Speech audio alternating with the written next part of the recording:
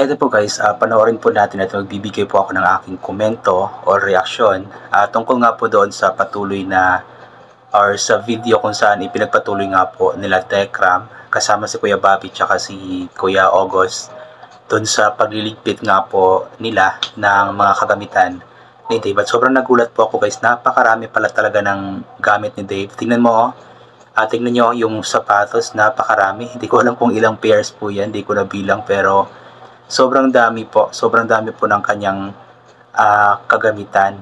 At imagine guys, yung mga kagamitan po na iyan ay hindi po yan basta-basta na kagamitan guys, dahil nga po yung presyo po ng mga yan is mga mahal din po.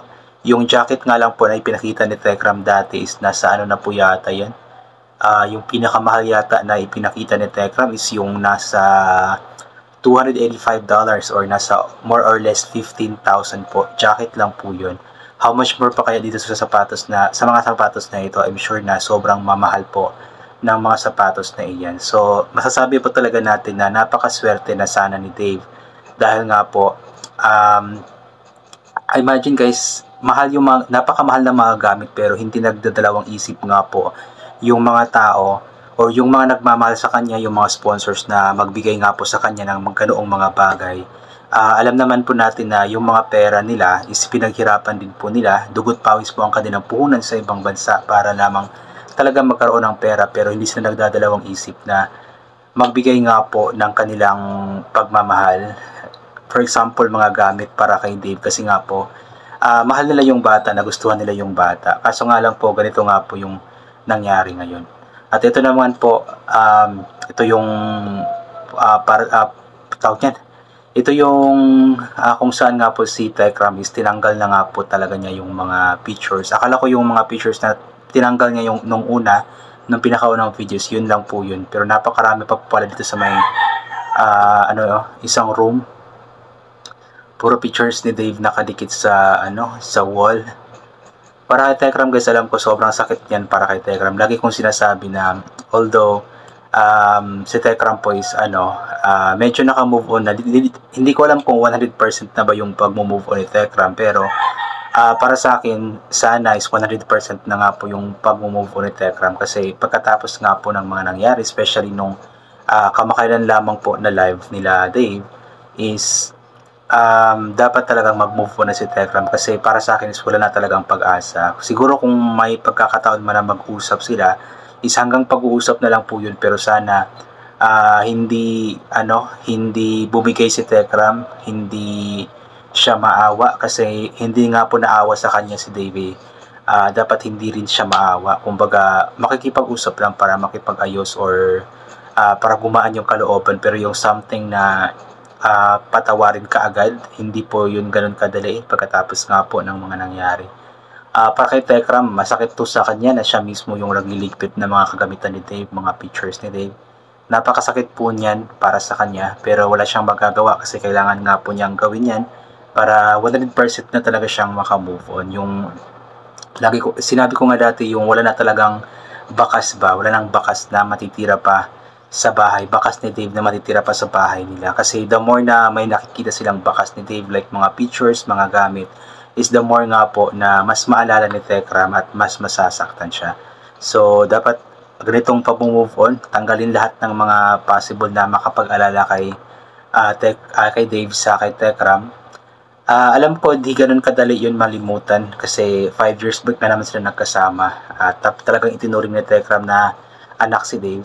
Kaya ayun, dahan-dahan lang muna hanggang sa tuluyan talagang makalimutan ni Tekram si Dave. At ito po guys, sobrang nakakagulat lamang po. Grabe yung sapatos. Ako nga po is isa nga lang yung sapatos ko, sira pa.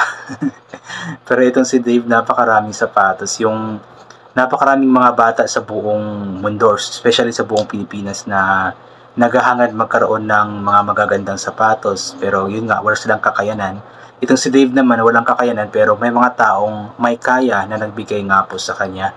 Kaya napakaswerte sana niya. At sa mga may mga nabasa nga pala akong mga comments na yung mga gamit ni Dave daw itapon, sunugin, or something. Para sa akin naman, although yung mga gamit na yan is naibigay kay Dave or kay Dave na talaga, Pero hindi naman siguro tama yung itapon or sunugin kasi inuulit ko nga, ang perang ginamit po dyan para sa pagbili ng mga gamit na yan is dugot pawis po yung puhunan ng mga sponsors. At hindi naman po lahat ng mga sponsors ay kumakampi kay Dave sa ngayon. Mostly or majority sa mga sponsors is kumakampi kay Tekram. Kaya mahirap din po na itapon, sunugin yan. Kasi sayang din po, inulit ko, napakamahal po ng mga gamit na yan tapos sunugin lang or itapon, hindi po yun tama.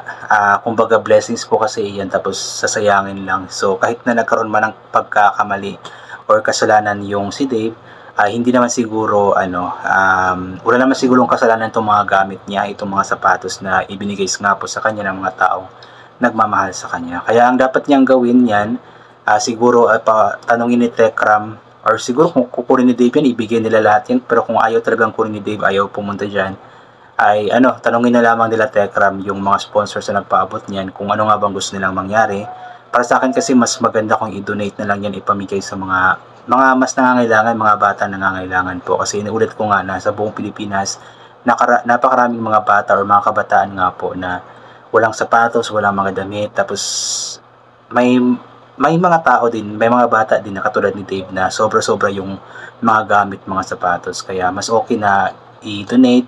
Pero depende po yun sa sa kung ayaw na talagang kunin ni Dave yung mga gamit or kung anong gusto ng mga sponsors na nagpaabot yan. So depende po yun, hindi pwedeng sa Tekram lamang po yung mag-decide ng mga bagay kasi nga po ipinaabot yan para kay Dave. At hindi naman kasi yan katulad ng motor na ibinenta ni Tekram, kasi yung motor po na yun, yung Raider 150 ba yun, is si Tekram po mismo yung nagbigay nun. Pera po ni Tekram yun, kaya may karapatan si Tekram kung ano man ang gusto niyang gawin doon para mas makatulong din po sa iba pang taong nangangailangan. Ayan po. So yun grabe. Walang imik-imik si Tekram, walang sali-salita. Talagang ramdam mo yung bigat ng kanyang kalooban sa kanyang ginagawa na pagliligpit ng mga gamit. So anyway, ayan, I think hanggang dito na lamang po muna itong gagawin ko na reaction video. So thank you so much po sa lahat ng mga palaging bumabalik sa aking YouTube channel. Inuulit ko nga po palagi na ugaliin po natin magdasal, magpasalamat sa lahat ng mga bagay na ating natatanggap. Kahit na di man po natin ito hinihingi, kasi nga po lahat ng mga bagay na meron tayo ay kaloob sa atin ng ating Panginoon. At wala mga bagay na ito kung di dahil sa Kanya. And always bring payong, kapote, sombrero, or anything na pwede maging protection sa katawan kapag lalabas po tayo, nang sa ganun kapag mainit ay hindi po tayo mainitan, or kapag biglang umulan na hindi po tayo mababasa ng ulan. And always take vitamin C para maboost ang ating immune system at hindi po tayo matatama na agad-agad na kung ano-ano mang mga sakit-sakit. So once again, inulit ko hanggang dito na lamang po. God bless and bye for now po.